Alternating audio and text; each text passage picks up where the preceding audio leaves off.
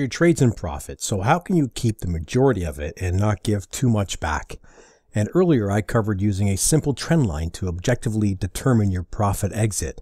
Here I'm going to cover structure as a means to exit your trade and turn the paper profits into account profits. And for this example, I'm going to cover longs. However, the same principles apply to short trades as well. Now, we all know that markets make higher highs and lows when moving up and the opposite when heading south. A higher high can only be made when price is pulling back, and depending on your trading method, this presents both long and short opportunities. Looking at this chart, we can see that price is in an overall uptrend. At number 1, price makes a higher high and starts to pull back. Number 2, price puts in a higher low and starts to rally.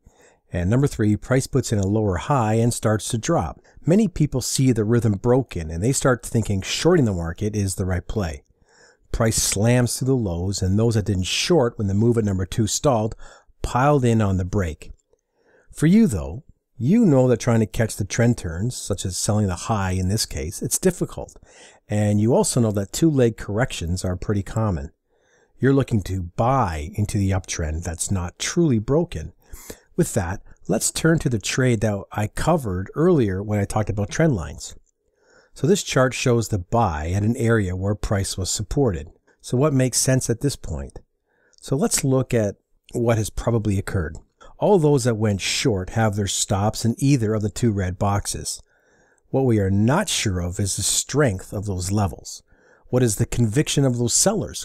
Well, we won't know their conviction until price comes back to those areas where a few events could take place. Price can rally right through those levels. Price can be rejected short, or price can find balance near the top of the swing. We don't know what will happen, but we know this.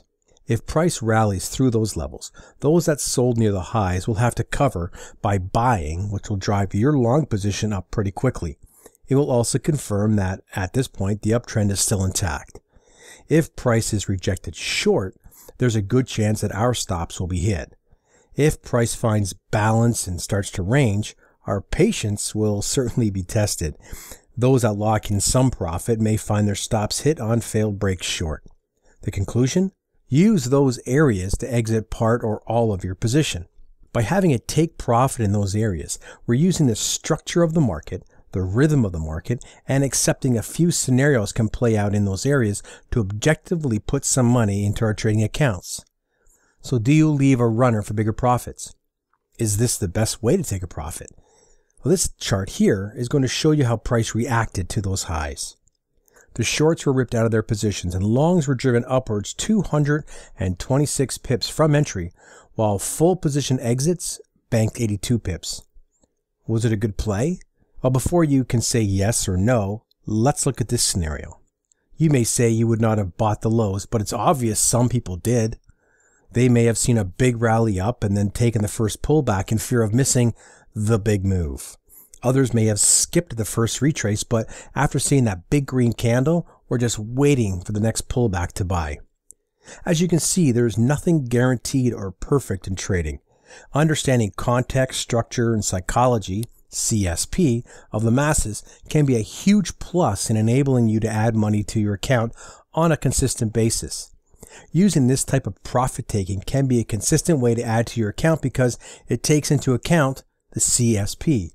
Using the scale out and trail type of exits can make this more effective, and I'm going to cover that later in a future video.